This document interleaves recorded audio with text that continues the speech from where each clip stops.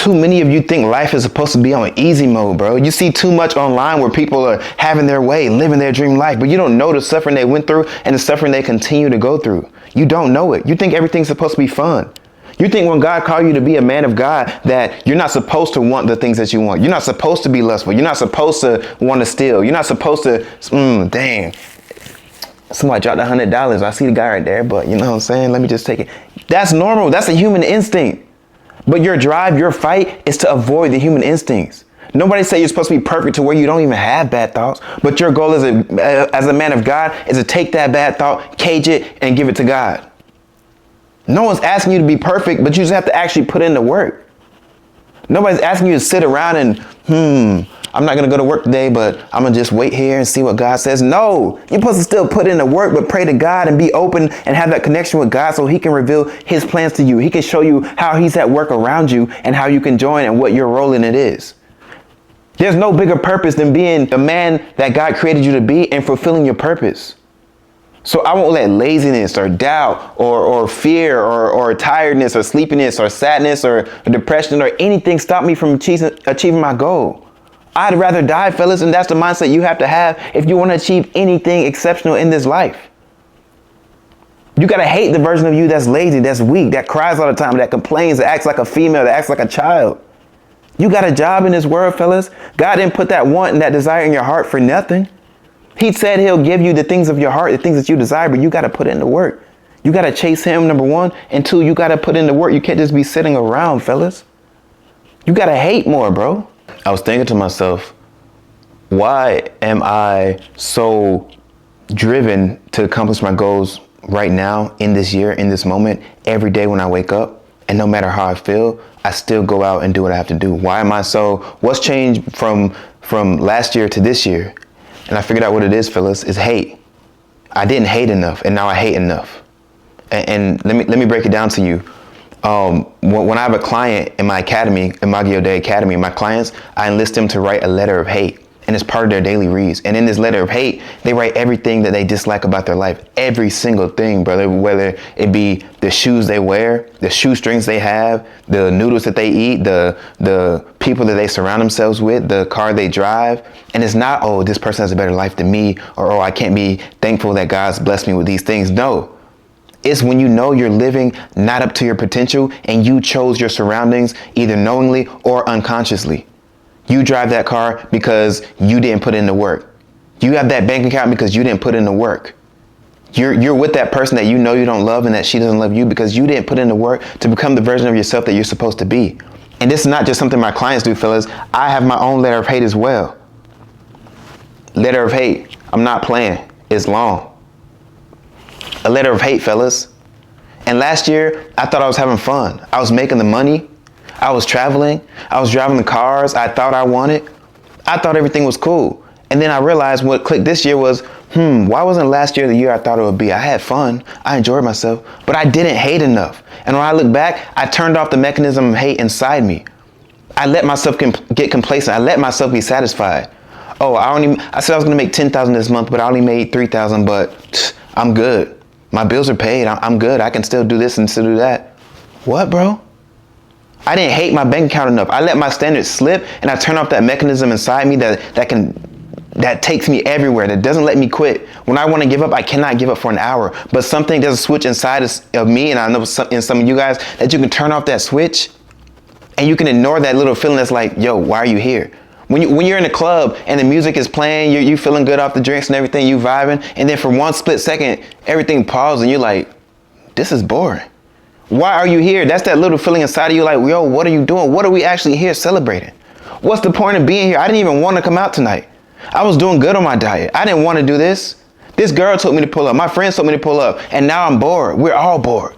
Or God forbid something bad happens tonight and you're like, I knew I didn't want to go out.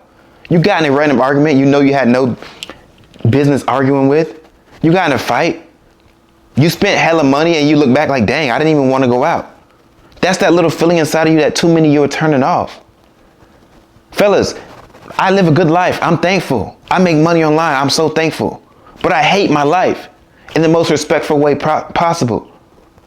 I hate my bank account. I hate the way I look. I hate the way I look in the mirror. I hate the car I drive. I hate that I'm not living up to my potential, that I'm not the man I'm supposed to be, that I need to go through more suffering to become that version of me that I know I'm supposed to be. And you guys are running from that as well. You're not hating enough. You're not. Let me tell you a story. I lived in DC for about 6 years. I was going to school, Howard University. I got on in-school suspension or whatever, not in-school suspension. I got academic suspension like 3 times. And then I had to sit a whole semester out. Then I had to sit a whole year out because I wasn't going to class because I didn't feel driven. The work was easy. It was too easy. And when things are too easy, I don't want it. Obviously, that wasn't where I was supposed to be. And I should have been focused on God and putting my work in somewhere else, but I wasn't. I flunked out of school, but guess what? I'm like, let me just get a crib. Let me move to DC and spend money I don't have. $3,000 per month rent. Super crazy penthouse. Expensive car. Me and my roommate, we both didn't go to class. We just keep buying cars every day. Right? And let me tell you what happened, fellas. It got to a point where I couldn't afford that apartment anymore. We had to move further out, like I told you in the other video. Not to this house, but a different Airbnb. We moved around a whole bunch of Airbnbs, but when I was in that Airbnb, things started going downhill. I didn't have a job. I remember being down to my last $700. I didn't know what I was gonna do. I'm big and fat as hell. I'm 260 something pounds because I was eating cheesecake. I would go down to Cheesecake Factory, take a girl, be like, let me have a slice of this red velvet cheesecake. Bite the slice, and I knew since I was a fat back, I knew that they keep the full cakes in the back. I'm like, yeah, bring me out the full cake, take it to go. Let's go. And I would eat at Cheesecake Factory. They know which cake you want today. I was big and fat, bro. But now I'm big and fat and broke with no direction in life. I hated my life. I got a little job at a company called Bellhop. It's like Uber, but like for movers. So I can get on and accept my moves and be, you know what I'm saying, choose my own work schedule. So I worked. I made money. I paid my rent. But I hated my life. The job was cool. Nothing wrong with the job, but I knew I was meant for more. But I kept turning that switch off in my head. The switch that's telling me, yo, you could be putting your time and energy into somewhere else. Like, yo, after work, you need to, you know what I'm saying, figure out what you're going to do. Start a business. Do this. You always said you want to do fitness. You always said you want to do content. Why not make some videos? No, I just turned that off. And I would take a little piece of enjoyment. I started eating healthier. But I would go get some steak or chicken and cook up some avocado and I would eat it, and that would be my slice of happiness. Or maybe I work super hard, go to every move, do like 3 or 4 moves a day, save up for a trip to go to Vegas. And that's my escape. That would be my escape from the life that I hated. I knew I hated the life. I was driving a borrowed car. My roommate would be traveling all the time, so I borrowed his car to go to work. I knew I hated that. But I turned it off. I didn't put myself in a position or even seek God enough to be able to, God, I know I'm meant for more. What do I do? No, I just kept in that cycle. And that's what you guys are doing. Too many of you guys, you're making the money. You're making okay money. You know you're meant for more, but you're making okay money. You're okay. But you work all week, and then when the weekend comes, that's your time to shine. Then you go out to the club. You buy the bottles. You buy the table. You buy the section. You cool for 10 minutes. After the party's over, you go back home. It's about to be Sunday. You don't go to church. Sleep all day. Do whatever you do on Sunday. I go to church, so I don't know what y'all be doing. But when Monday comes around, back to it. Back to the grind, and you hate it. You know you hate it. When you go to the pool on a Sunday, I guess that's what you do on Sunday. When you go to the pool on Sunday, you don't even take your shirt off because you know you fat, bruh. You know you fat. But you trick yourself in your mind. Girls like fat niggas. Girls like when I'm fat, man. I'm a big nigga. I'm big. No, nigga, you're fat and you know it, bruh. You're turning off that mechanism in you that tells you, yo, we're meant for more. Yo, push. You turn it off because you're comfortable. You're complacent. You're not hating your situation enough. You're lying to yourself. And I'm not telling you guys not to be thankful. Be thankful for everything you have. You're so blessed to at least have a roof over your head, have food, have a job to go to have a device to watch this video on. You're so blessed, but you know you're meant for more. And if you're meant for more and you're not living up to your full potential, the potential that God gave you, the opportunity that God gave you, that's a slap in God's face, bro. That's a slap in his face. He gave you all of this and you're meant to be all of this, but you're stuck down here because I'm comfortable. I'm scared. Of course, we can't do the things that we can't do. God is going to accomplish them through us. So that's why you have to seek him, fellas. And that's why you need to hate your surroundings, bro. You need to hate your situation enough to get up and put in that work every day, no matter what. You think I like doing 2 hours of cardio a day? You think I like eating the same thing every day? Yes, sometimes it's cool. But you think I want to eat the same thing every day? No, nigga, I don't. I don't want to go and cook my my broccoli and avocado and 6 ounces of chicken 4 times a day. I eat that 4 times a day, 1 meal of oatmeal, an egg, and 4 egg whites. And something else, and a cup of strawberries. I eat that every day. You think I felt like eating my strawberries right now? I've been here filming this video for you guys. I have to go to the gym. I ate my oatmeal at 8 o'clock this morning. What time is it? I ate my oatmeal at 8 o'clock this morning. It's 3:02. I'm hungry. You know what I get to eat before the gym? A cup of strawberries. You think I want that? No, nigga, I want something else. But it doesn't matter how I feel because I have things to accomplish. I have a list. I have an input list that I follow daily, that I track back, that I know if I do this every day in 6 months, I'm going to be to my goal. God can do way more in 6 months than you can do in 60 years without him. Fellas, you need to trust God and you need to hate. And for me, I'm not saying this is the correct order. God is the correct order always. But for me, the gym taught me these principles. Getting in the gym taught me, okay, I can actually put in work and change my outcome. Okay, it taught me delayed gratification. It taught me I have to put in the work first and then I get the reward.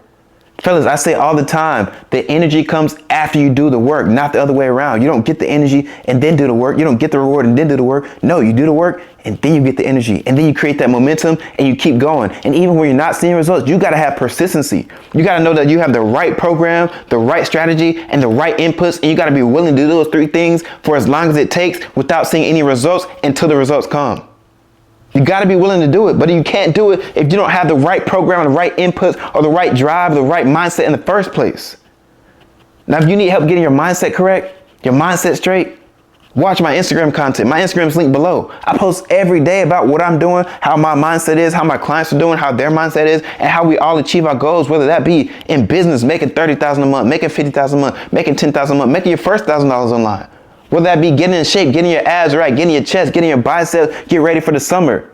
Or whether that be becoming the man of God that you need so that you can attract the woman of God that you want, but you pretend that you don't.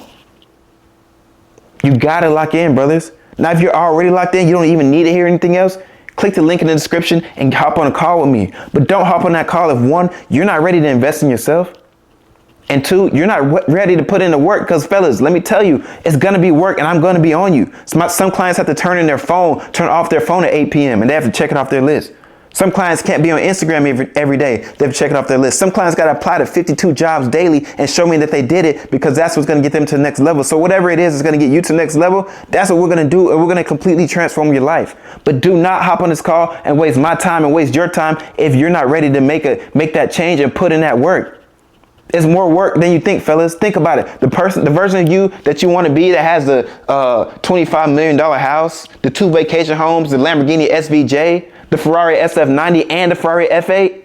That version of you that has all that, think about how much more suffering that they've gone through that you haven't gone through yet. So you got to be willing and ready to go through the suffering like, yo, this what gets me to the next level. This what creates that drive in me. This what creates the person in me that I'm supposed to be to get me to that next level where God can use me. Lock in, fellas. Click the link on the Instagram or book a call.